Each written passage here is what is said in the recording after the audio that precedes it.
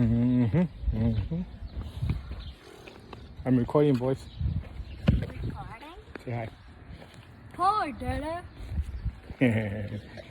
So, that was my son Elias. He's the little one, the 7-year-old. That's Lucas. He's the 9-year-old. So what we're doing is we're taking a walk, getting some sun, some vitamin D on these boys. For one, it's pretty good exercise. We're gonna do some sprints afterwards. The walk is more of a warm-up. Vitamin D is important. These boys eat plenty of meat and cholesterol, which helps convert the vitamin D into important nutrients they need for their brain, their skin, their bones. But it's a chance to talk to these boys. It's impossible to avoid electronics and distractions. It's so hard.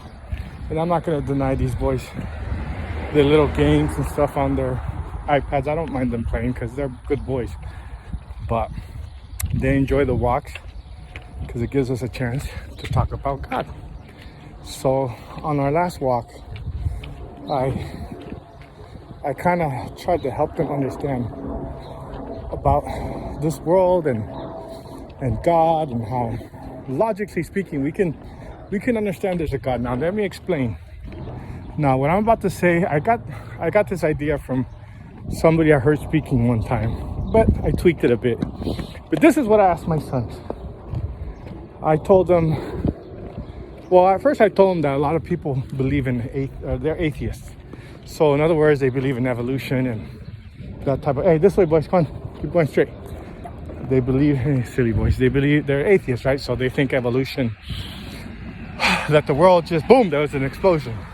And everything came into existence because of that. Now, I'm not denying there was an explosion and we came into existence because of that, but the source of the energy that to create this world didn't come from nothing, okay? It came from God, but I told them that. That's what some people believe, but we know there's a creator, an ultimate engineer, designer, infinite designer, infinite engineer.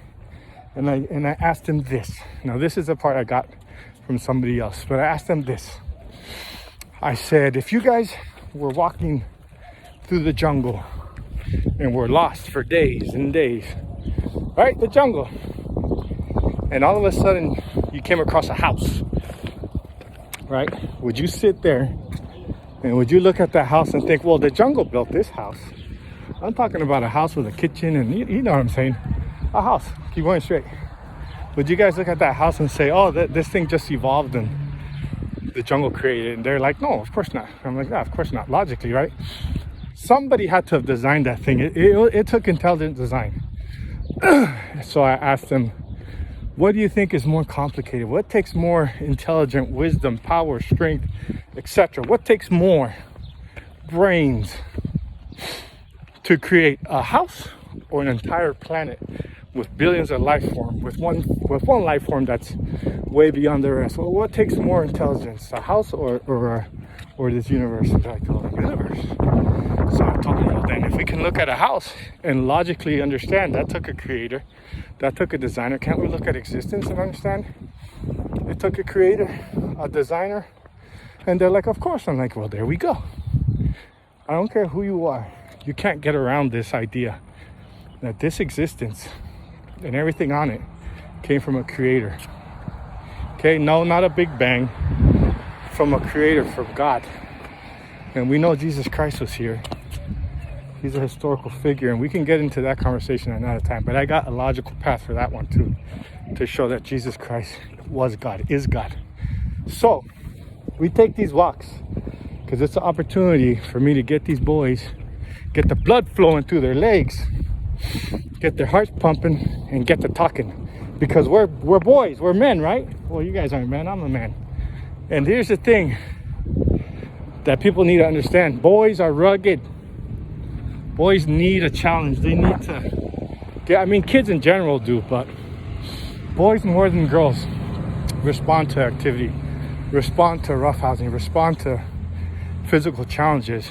It gets the juices flowing, I guess, for lack of a better term.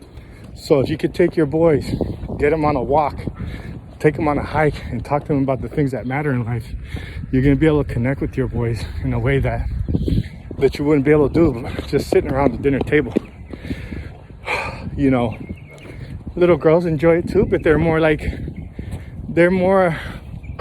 get a little more on the, how can I say this without sounding like a dick? They become a little more vulnerable and they need more protection when you're out and about. Boys thrive in that environment. They want to challenge themselves. They want to challenge danger. Girls don't want to do that. So that's what I mean by boys thrive when you challenge them physically. And I've taught my boys, I'm not afraid to teach them that they are to be strong. I am raising them to be physically strong, mentally strong, emotionally strong individuals. They need to be leaders.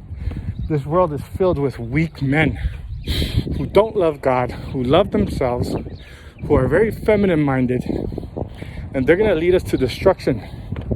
So I'm doing my part by raising strong boys. Right, Lias? Yeah, again. By being strong boys who know how to make decisions, who know how to understand their emotions. Now, a lot of people will hear me right now and say, you're just raising little misogynists. You're raising boys to be, I don't know, just toxic, I guess, but that's false. My boys, these boys are emotional. My sons are sensitive. I was sensitive. I'm still sensitive. But here's the difference between me and my kids and this modern idea of being sensitive. When we're sensitive, it means, when I'm sensitive and when my kids are sensitive, I mean that when we're around certain people, when we're around certain activities, if it's a fun time, we're going to have a bunch of fun. If it's sad, we're going to feel it deeply. And if there's violence and anger, we're going to respond to that too. But here's the thing, we understand that about ourselves and we don't run away from our feelings. I teach my boys that when something happens that brings up their emotions, whether it's sadness, excitement, no matter what it is, they need to, first of all, allow themselves to feel whatever they're feeling. So if something bad happens and they're sad, I don't know, a toy breaks or whatever, I tell them, go ahead, feel what you got to feel. Do not run away from your feelings. Embrace those feelings. Take those feelings on head first so you can go ahead and process what you need to process. I'll step aside with them and give them that space and tell them, cry all you need to cry. That's okay. Do it, process it, and move on. If something bad happened, it's because there was a mistake that was made. And the only way you're gonna learn from your mistakes is if, first of all, you confront the mistake, understand that you're probably the one that caused the problem, understand where you went wrong, and formulate a solution so you don't repeat these mistakes. I don't let them sit there in self-pity and wallow in misery. Oh God, no. Go ahead and cry, get it all out. I'll cry with you, but as soon as we're done crying, we need to start using our brains and coming up with solutions to the problems that cause the pain. So that's an emotional intelligence, problem solving, managing your emotions, allowing your emotions to play themselves out. But at the end of each emotional outburst, there's a lesson to be had. So that's what I teach my boys. So I'm teaching them to be physically strong, not just physically strong as of big and strong, you know what I mean, but how to use their bodies intelligently, how to defend themselves. Lucas, I'm teaching him how to box. Where is he? Can you see? He's learning how to box. He's learning combinations. He's learning how to punch properly, not so he can go beat people up, just so he can have that confidence, that strength, so he knows if something goes down, he can defend himself. His little brother's next. These two boys are very, very different. Lucas has major focus. Elias has no focus. So me as a father, it's my job to meet them on their level and help them where they're weak and nurture them where they're strong.